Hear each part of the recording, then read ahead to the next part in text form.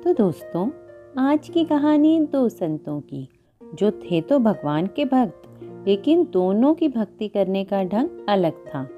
एक तपस्या करके भगवान की भक्ति करते थे और दूसरे भगवान को भोग लगाकर।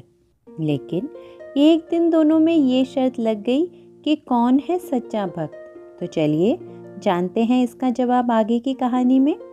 तो शुरू करते हैं आज की कहानी। पुराने समय में दो संत एक गांव में एक साथ रहते थे। दोनों की भक्ति का तरीका अलग अलग था। एक संत दिन भर तपस्या और मंत्र जाप करते रहते थे, जबकि दूसरे संत रोज सुबह शाम पहले भगवान को भोग लगाते और फिर खुद भोजन करते थे। एक दिन दोनों के बीच झगड़ा होने लगा कि बड़ा संत कौन है। तभी वहां नारद मुनि पहुंच गए। नारद ने दोनों संतों से पूछा कि किस बात की लड़ाई हो रही है। संतों ने बताया कि हम ये तय नहीं कर पा रहे कि दोनों में बड़ा संत कौन है। नारद ने कहा, ये तो बड़ी छोटी सी बात है, इसका फैसला मैं कल कर दूंगा।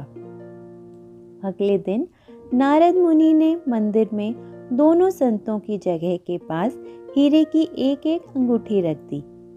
पहले तप करने वाले संत वहां पहुंचे। उन्होंने एक अंगूठी देखी और चुपचाप उसे अपने आसन के नीचे छिपाकर मंत्र जाप करने लगे। कुछ देर में दूसरे संत भगवान को भोग लगाने पहुंचे। उन्होंने भी हीरे की अंगूठी देखी, लेकिन उन्होंने अंगूठी की ओर ध्यान नहीं दिया। भगवान को भोजन लगाया और खाना खाने लगे।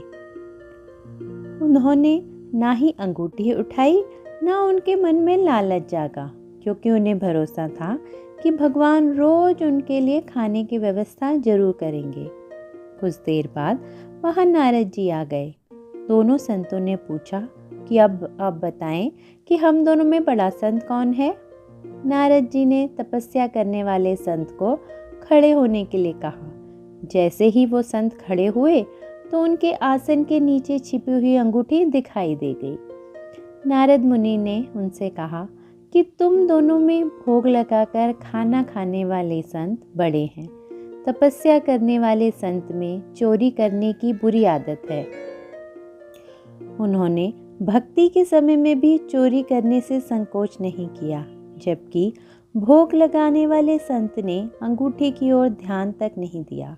इस कारण वही संत बड़े हैं। तो आज की कहानी बस इतनी सी, और ऐसी ही कहानियों को सुनने के लिए इस चैनल को लाइक, सब्सक्राइब और शेयर करना ना भूलें और बेल आइकन जरूर दबाएं, जिससे कहानियों की नोटिफिकेशन आपको डेली मिलती रहे। और इसी के साथ इंतज़ार कीजिए मेरी अगली कहानी का।